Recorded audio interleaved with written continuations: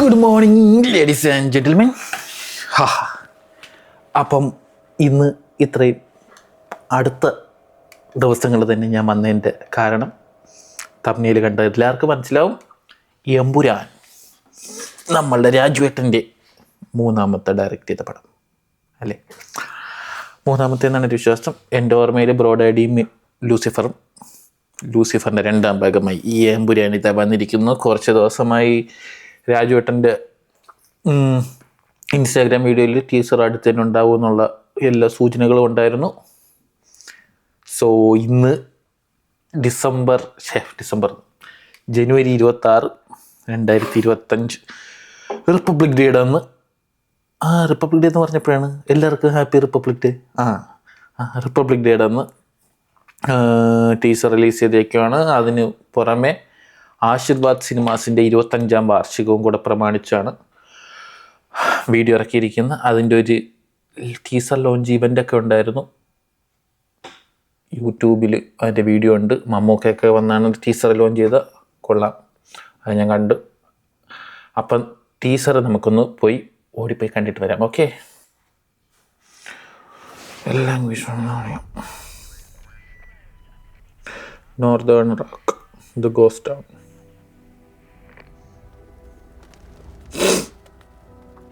രാജുവേട്ടൻ മറ്റേ സലാറിലൊക്കെ പോയിട്ട് വന്നിട്ട് അതിൻ്റെ സെയിം തീമാണെന്ന് തോന്നണം. തകർന്നു എന്ന് തോന്നിയാൽ അന്ന് അച്ഛനില്ലെങ്കിൽ നിനക്ക് സഹായം ചോദിച്ചു ചെല്ലാൻ ഒരാളെയുണ്ട്, സ്റ്റീഫൻ.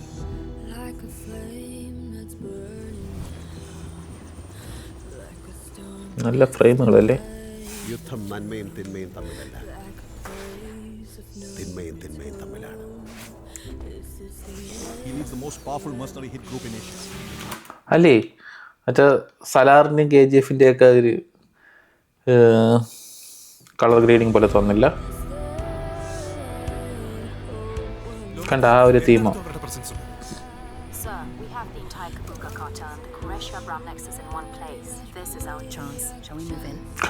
കണ്ട ആ ഒരു ബ്രൗൺ കളർ ഇതൊക്കെ വരുന്ന ഡാർക്ക് തീം വരുന്നത്.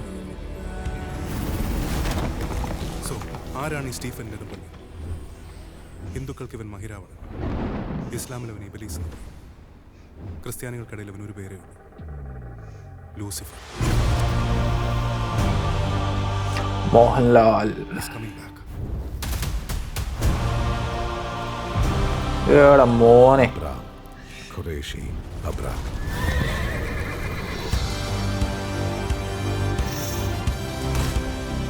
I hear gunshots. We're moving in. Abram.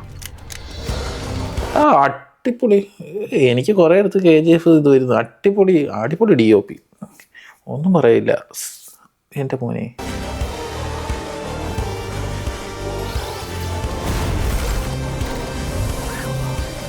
This deal KGF 2 സീനല്ലേ ഇത്? with the devil.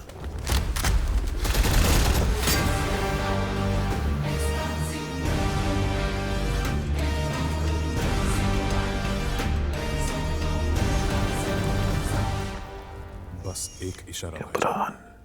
बस एक इंतजार आएगा. മോനെ മുകളിലേക്കോ?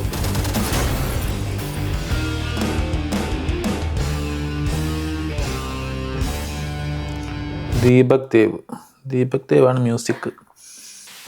മമ്മൂട്ടി ചോദിച്ച പോലെ ഇതാണ് പൃഥ്വിരാജിൻ്റെ ചെറിയ പടവും എന്നാണ് എനിക്കും ചോദിക്കാനുള്ളത്. ഞാൻ ഇത് KGF സീന് പോലെ തോന്നുന്നു എന്ന് പറഞ്ഞതിൽ അത് കളിയാക്കി പറഞ്ഞൊന്നുമില്ല. പക്ഷേ അങ്ങനൊരു പടം മലയാളത്തിലില്ല. അത് എടുക്കുന്നത് നല്ലത് തന്നെയാണ്. അങ്ങനെ വന്നു എന്നും പറഞ്ഞ് ഒരു കുഴപ്പമില്ല. എനിക്ക് അതിൻ്റെ അകത്തൊന്നും ഒരു പ്രശ്നമൊന്നുമില്ല. ഞാൻ പറഞ്ഞ അതുപോലത്തെ ഒരു റെഫറൻസ് വരുന്നു എന്ന് മാത്രമേ പറഞ്ഞിട്ടുള്ളൂ. പക്ഷേ എടുത്തു പറയേണ്ടത് DOP ആയിരുന്നു. നോക്കട്ടെ, എഡിറ്റർ DOP സുജിത്ത് വാസുദേവൻ. അടിപൊളി. ഈ ടീസറിൽ എടുത്തു പറയാനൊന്നുമില്ല. ഒട്ടുമിക്ക എല്ലാ സീനുകളും കണ്ടു നിൽക്കുന്ന ഒരു പ്രേക്ഷകൻ എന്ന രീതിയിൽ എനിക്ക് പേഴ്സണലി വല്ലാത്തൊരു ഇമ്പാക്റ്റ് കൊടുക്കുന്നുണ്ട്. രണ്ടാമത് പറയേണ്ടത് കളർ ഗ്രേഡിങ്. എനിക്ക് തോന്നുന്നു മോഹൻലാലിൻ്റെ ഈ ഖുറേഷി അബ്രാം ഉള്ള ക്യാരക്ടറായിട്ട് വരുന്ന ഭാഗങ്ങളിലാണ് ആ ഒരു കളർ ഗ്രേഡിങ് പറഞ്ഞത്. കാരണം 1-2 സീന് നമ്മളുടെ അല്ലാത്ത നാട്ടിൽ കേരളത്തിലുള്ള സീന് കാണിച്ചപ്പോഴത്തേക്കും സാധാ ലൂസിഫറിലുള്ള കളർ ഗ്രേഡിങ് തന്നെയാണ്. അപ്പോൾ ആ ഒരു ഭാഗം നമ്മളെ KGF ആ തീമിലൊരു ഡാർക്ക് ഷെയ്ഡിൽ കളർ ഗ്രേഡിങ് വരുന്നുണ്ട്. അത് അടിപൊളി. 3-ാമത്തെ എഡിറ്റർ വന്നിട്ട് Akhilesh Mohan editing.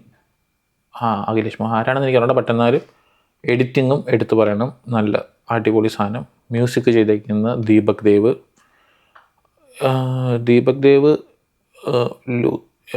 May be teaser ആയതുകൊണ്ടായിരിക്കും ഭയങ്കര ഒരു ഇമ്പാക്റ്റ് ഇല്ലെങ്കിലും മോശം പറയാനായിട്ട് എനിക്കൊന്നുമില്ല. വളരെ നൈസ്, വളരെ സ്റ്റാൻഡേർഡായിട്ട് ആ ഒരു ഇതിങ്ങനെ കൊണ്ടുപോയി. വിഷ്വൽസിന് വേണ്ട സംഭവം അതിൻ്റെ അകത്തുണ്ട്. പാൻ ഇന്ത്യ റിലീസാണ്. റിലീസ് വന്നിട്ട് മാർച്ച് 27. അപ്പം പടം പൊളിക്കും എന്ന് 100% ഉറപ്പാണ്. കാരണം ഡയറക്ടർ, റൈറ്റർ മുരളി ഗോപി, ഇവരുടെ ഒരു കോമ്പിനേഷൻ എപ്പോഴും ഡീസൻ്റ് ആയിട്ടുള്ളൊരു സംഭവമാണ് തന്നിട്ടുള്ളത്. അതുകൊണ്ട് തന്നെ ഹൈ എക്സ്പെക്റ്റേഷൻസ്. ടീസറും കൂടെ ഇറങ്ങിയ സ്ഥിതിക്ക് ആ എക്സ്പെക്റ്റേഷൻ കൂടത്തേ ഉള്ളൂ. മാർച്ച് 27 പടം ഇറങ്ങും. ഇറങ്ങിയതിന് ശേഷം നമുക്ക് വീണ്ടും സന്ധിக்கலாம். അതുവരയ്ക്കും പോണതിന് മുമ്പ് 1 മിനിറ്റ് ലൈക്ക് ചെയ്യണം, സബ്സ്ക്രൈബ് ചെയ്യണം. അത് ചെയ്തിട്ട് ടാറ്റ ബൈ ബൈ പറഞ്ഞോ. ടാറ്റാ.